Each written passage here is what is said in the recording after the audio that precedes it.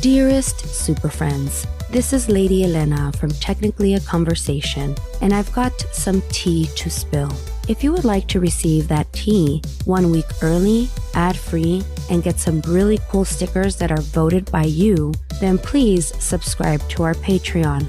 I really don't want to start an OnlyFans page, and your Tío Pepe from Sunland Park has already resorted to selling feet pics on the interwebs. And Lord knows what Isela will get herself into. Please help stop the madness. Lucky for you, all we are asking for is $2 a month as opposed to the $5 Tío Pepe is charging per toe. And who knows, we might throw in some feet pics in there for you for subscribing, if you're into that kind of thing, of course. But those will cost you more than the $2. Support us by logging into patreon.com/technicallyaconversation or check our show notes.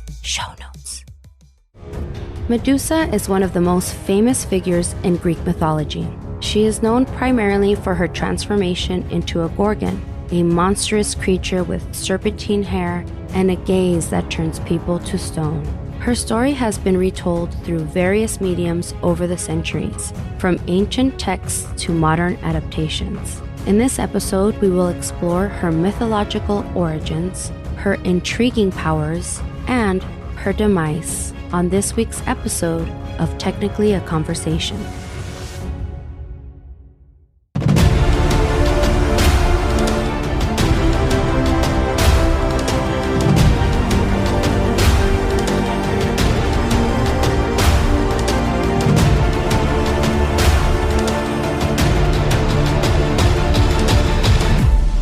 Greetings, you're listening to Technically a Conversation, a podcast where we share an interesting topic or story with each other in the hopes you also find it interesting. I'm 1/3 of your hosts, Elena, and I'm joined as always by my stone-worthy brother, Jose. How's everything going? Solid as a rock. You know me, being super stone-worthy.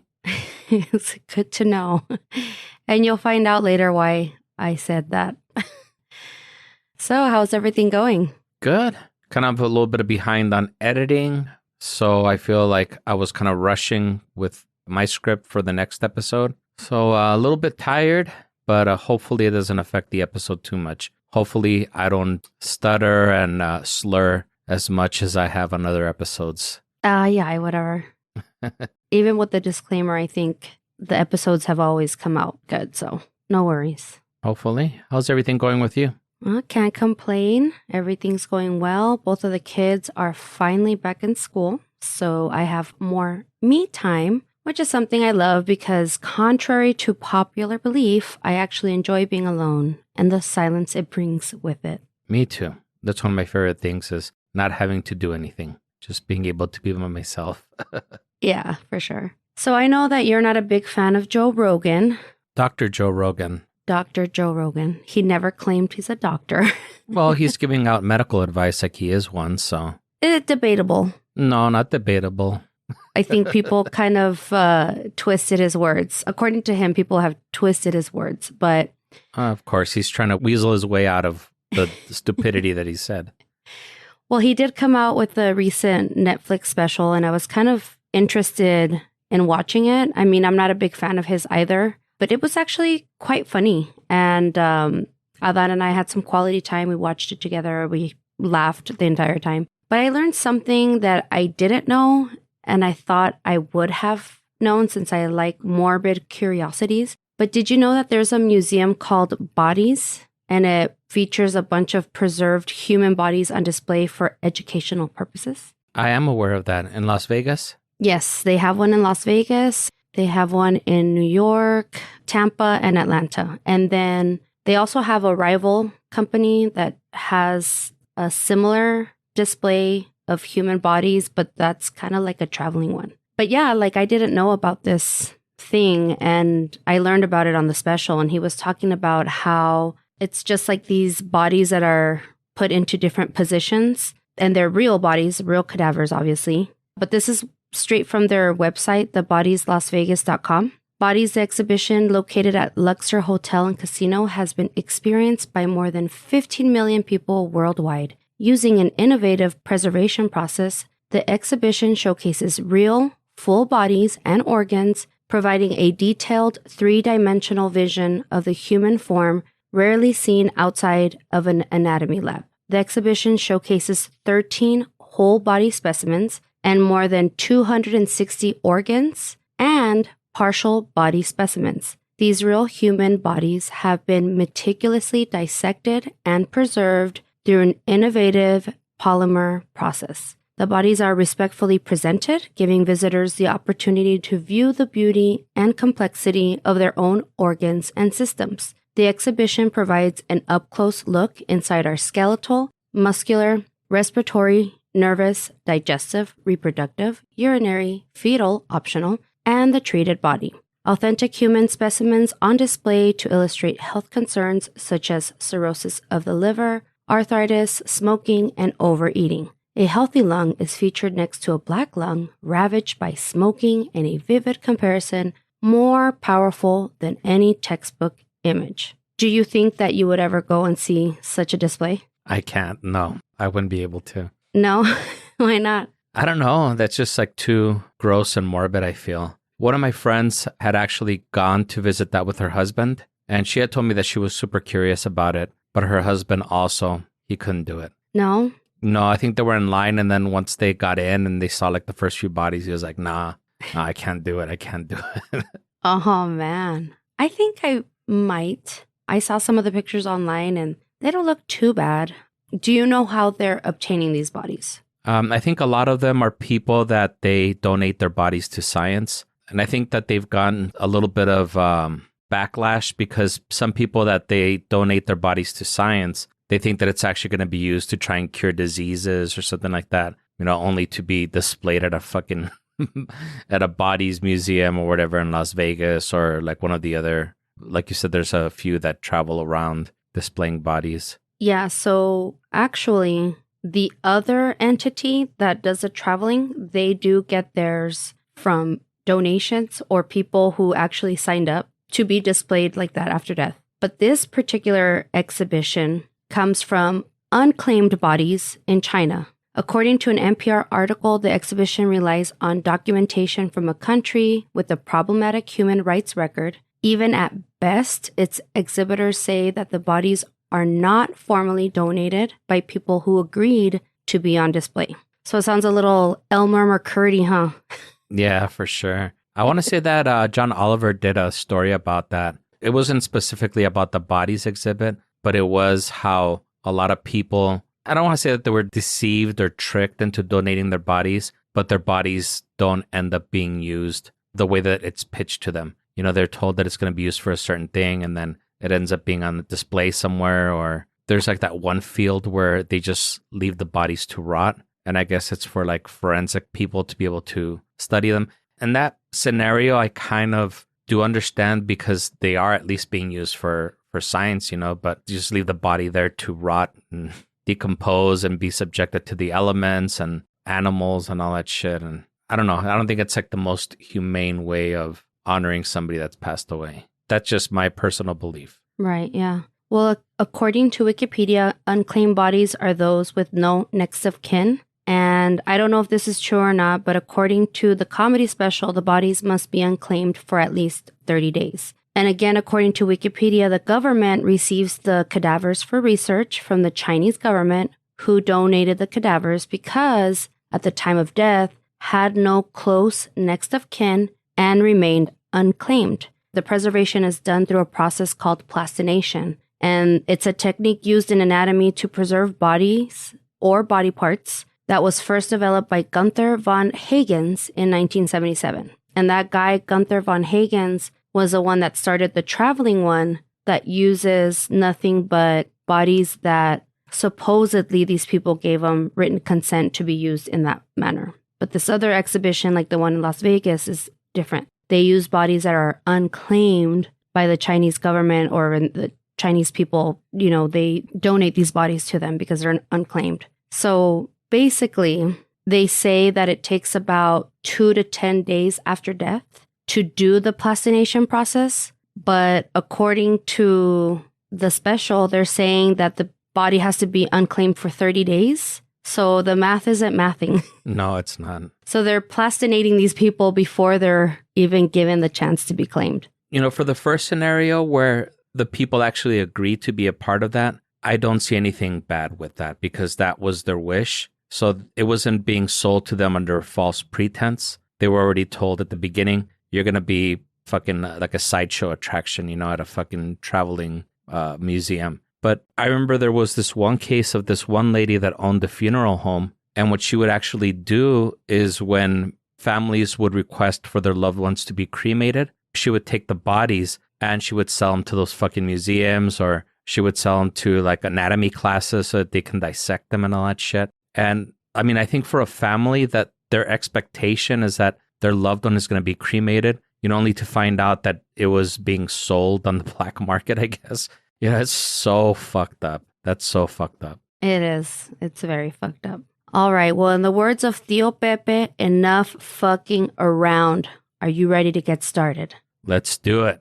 All right. Jose, have you ever heard of Medusa? I have. And how familiar are you with her story? Sadly, not as familiar as I should be. I know that she's a figure of Greek mythology who had serpents or snakes for hair. And if you stared at her, you turn into stone. Yeah, well, that's pretty much the gist of it. Thank you so much for listening. No, I'm just kidding. I know, right? And that's all, folks. The story's over. No, I don't know her origin story, though, so... Cool. Well, we're going to go and take a dive into some Greek mythology, learn about one of my favorite characters, who is Medusa. Today's topics resources were gathered from a History Channel episode, Clash of the Gods, Medusa's Stone Cold Terror, Season 1, Episode 5, several interpretations of Ovid's Metamorphosis? Metamorphosis? No, Metamorphosis. I don't know. It's Morphoses. Metamorphosis. Apollodorus Bibliotheca, translated by Sir James George Fraser, and a GreekMythology.com article titled Medusa, the Real Story of the Snake-Haired Gorgon. All links in the show notes. Show notes. Before I begin, I would like to point out that there are several interpretations of Medusa's origin story, so I'll try and focus mainly on one. Also, there are a shitload of names in these stories that I will most likely fuck up and mangle. With that being said, sit back, relax, unless you're driving, and let's go back to about 3,000 years and learn about Medusa's origin story. So everyone knows Medusa as that chick who has serpents as hair and turns men into stone with her gaze, but before she was this hideous monster, Medusa was actually quite beautiful. She was one of 3 Gorgons, the Greek word for terrible, daughters to Phorcys and Ceto, and Graeae sisters Echidna and Ladon. Medusa was the exception and was born beautiful, unlike her 2 Gorgon Graeae sisters, who were considered dreadful and fearsome beasts. A symbol of purity and one of Athena's priestesses, she was expected to honor her vow of chastity so as to serve the goddess without any distractions such as children. Athena, the goddess of war, crafts, and wisdom, was daughter to Zeus. Both men and gods thought Medusa to be ravishing with long locks of hair. Women were envious of her, but Medusa was not allowed to get married and was expected to be pure and uphold her vow of chastity, as Athena was also a virgin goddess and beyond the reach of any male desire. Some might even call Athena a bit masculine. The story takes place in a very real place that still exists today, Athena's temple, the Parthenon, high atop the Acropolis in Athens. In Greek, the Parthenon means place of the Virgin, which was completed in 430 BC and towered over the city of Athens. In the center of the Parthenon is a statue of Athena made out of ivory and gold and stands about 40 feet high. In the myth, this is where Medusa meets her tragic fate.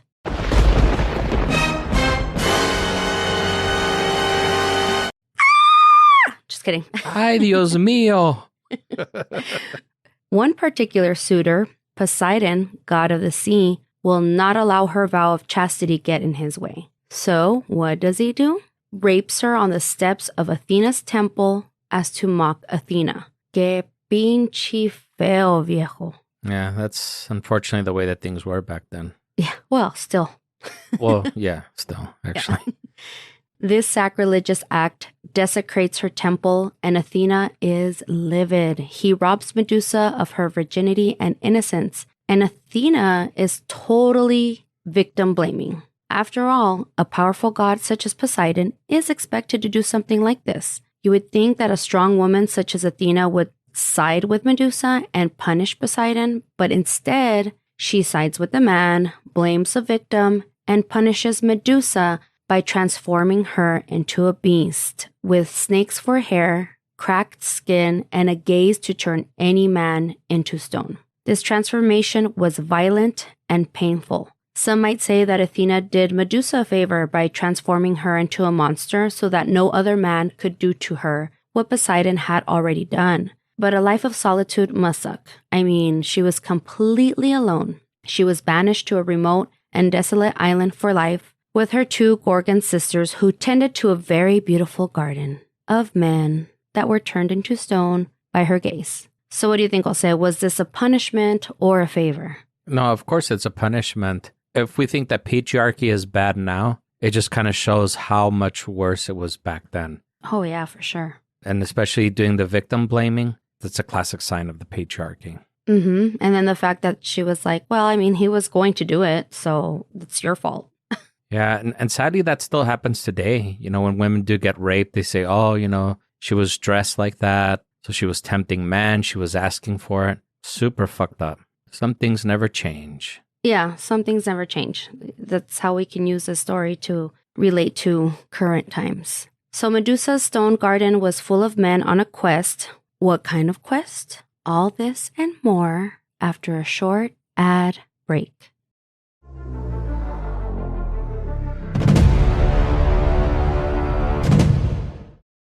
Pack your body bags. We're going on a slaycation. Tim, what's a slaycation? A slaycation is a murder or mysterious death that happens while you're on vacation. If you like to mix humor with horror and travel, Join me, Kim Davis, And me, Adam Tex Davis. and me, Jerry Colbert, as we look at the craziest slaycations that will have you asking, what the F is wrong with people? You can find Slaycation on Spotify or wherever you get your podcasts. Just remember, getting away can be murder.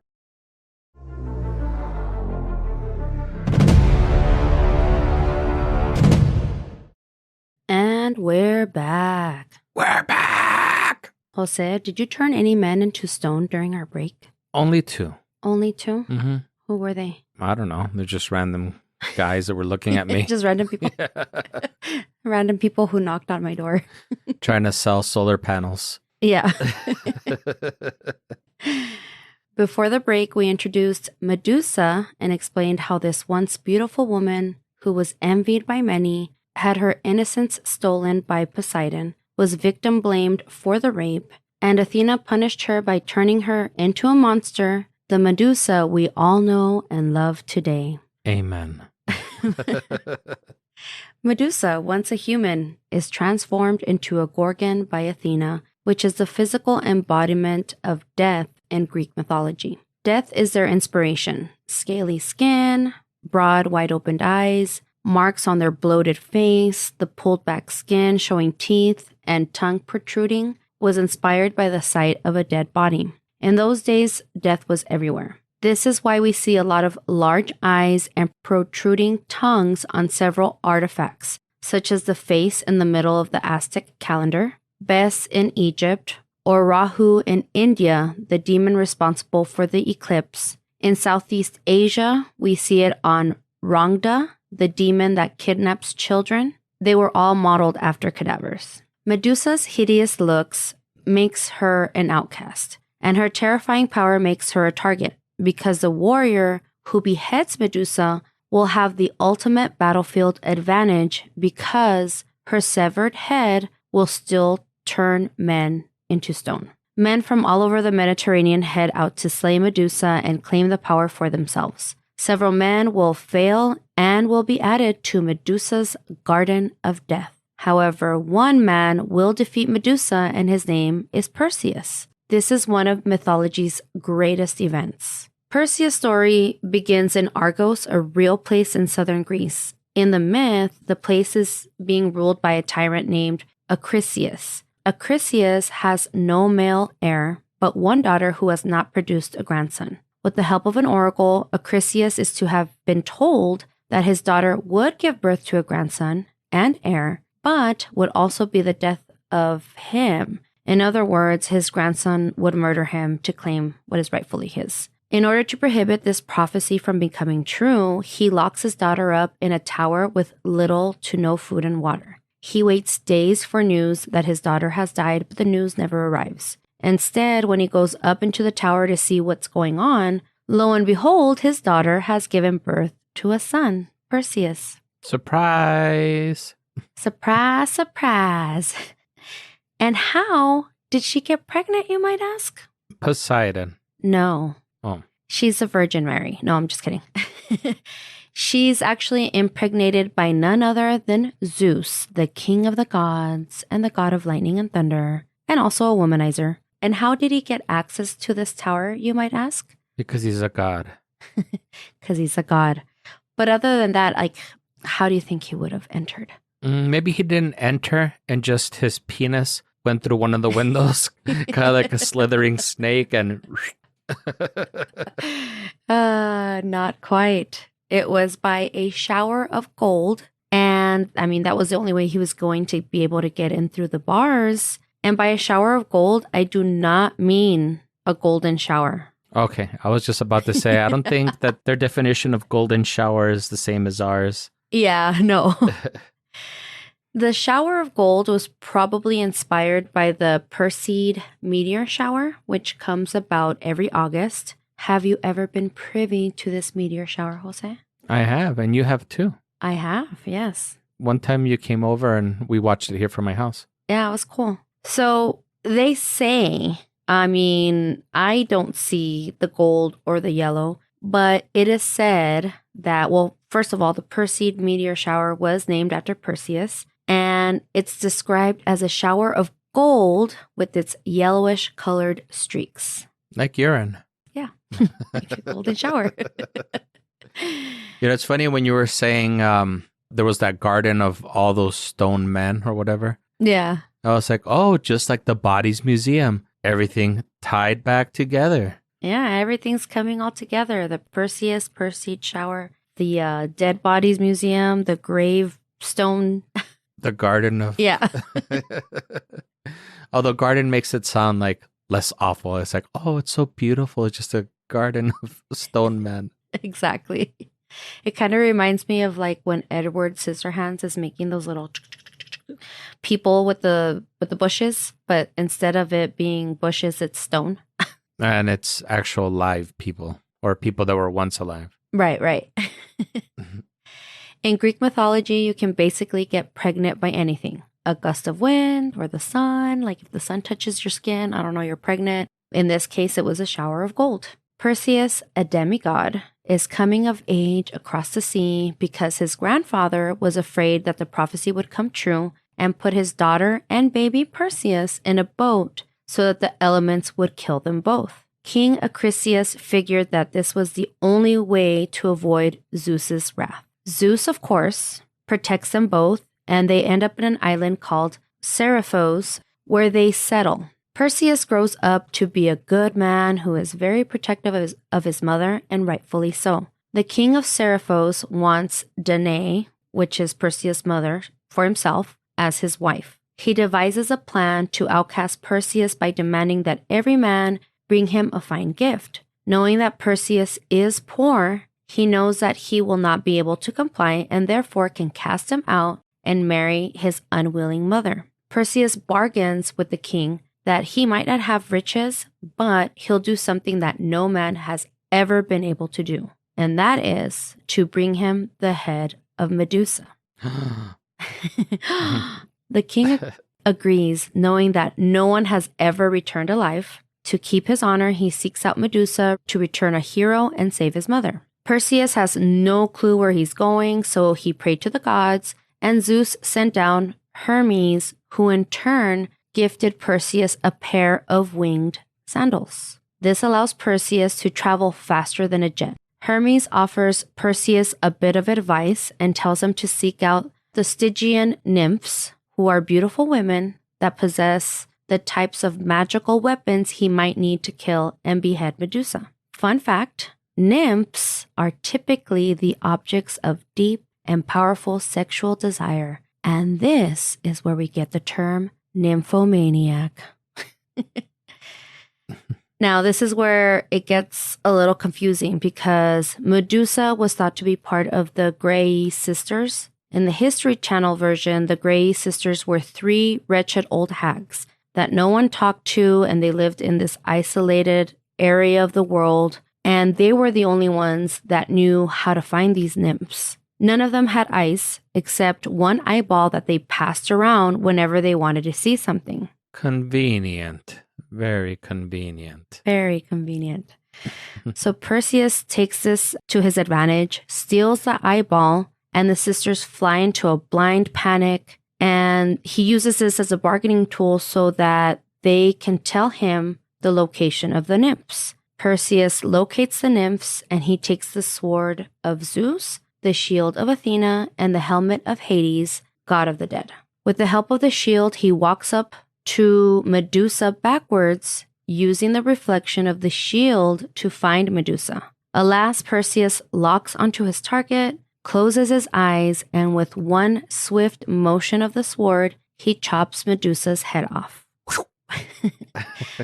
A tragic end for a tragic figure. Perseus is now the owner of the most dangerous weapon on earth. He carries Medusa's head in a bag until he needs to use it to turn his targets into stone. Meanwhile, Danae, Perseus' mom, is being forced to marry the king. It's a race against time. Perseus uses his wing sandals to get to the ceremony in time to stop it. As he's flying over Greece, drops of Medusa's blood cover the sand, and up from it spring hundreds and hundreds of snakes. Perseus arrives at the ceremony in the nick of time where, surprise, surprise, his grandfather, Acrisius, is attending. Mm-hmm. Perseus is so angry about the wedding ceremony that he holds up the head of Medusa and shouts, "King, I have brought you your gift." He turns around and glances at Medusa's severed head and turns him into stone, forever frozen in a howl. But he wasn't the only one who looked.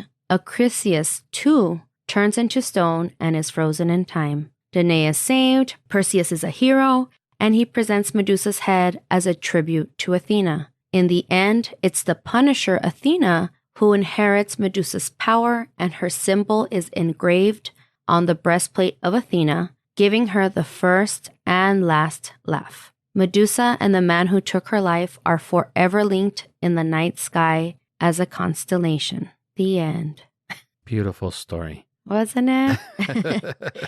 So did you learn anything new? Yeah, pretty much the whole thing, because I only really knew about Medusa and I guess the consequences of viewing her, but I don't think that I knew the origin story. If I did, I probably forgot it. Everything just kind of came around full circle too. Yep. In all aspects. So that's kind of weird that the grandfather was there. Yeah, because he was trying to kill them off, and I guess somebody sent word that she was actually going to get married, and he shows up to the wedding ceremony only to die by the hand of the grandson, which was the prophecy all along. But yeah, I thought that was kind of weird too. It just had to fit. The prophecy had to come true. They definitely made it come true, I guess. Yeah. So I had actually posted something on my IG stories about Medusa that suggested she only turned unworthy men into stone. And one of our super friends, Chris, asked me about it. So Chris, to answer your question, yes, all men are unworthy. Just kidding. Yeah, I was about to say, I probably would be turned to stone immediately. I wouldn't even have to look at her face, just being in her presence. Oh, yeah. Yeah, so I did hint to him that I would be covering this topic. So thanks for listening, Chris. Appreciate it. All right, well, special shout out to all the super duper super friends, Sophia, Natasha, OG Eric, Angie, Eli, Katya, Madtown Charity, Victor, Christine, Josh, and our other Eric. If you also want to be super duper and help support the show, get the episodes a week early, ad-free, get your name shouted out on the show and receive some really cool stickers from us, check us out at patreon.com/technicallyaconversation or check the show notes. Show notes. It's only 6 cents a day or $2 a month. You can't even find a stoned... Oh, that doesn't sound right. You can't even buy... A stoned shoe for that. You can't even buy a stoned man. A stoned grandfather. Well, you might be able to find a stoned man, but a different kind of stone. So come on, you know you want to. And with that, we hope you enjoyed the show and join us again next week. If you're enjoying the show, leave us a review, tell a friend, and subscribe wherever you listen to podcasts. Yeah. Follow us on the socials at greetingstac, email us at greetingstac@gmail.com, or leave us a voicemail at 915-317-6669. If you have a story where you too turned a man into stone. Or if you just got stoned and want to tell us about that, you can tell us about that too. Yes.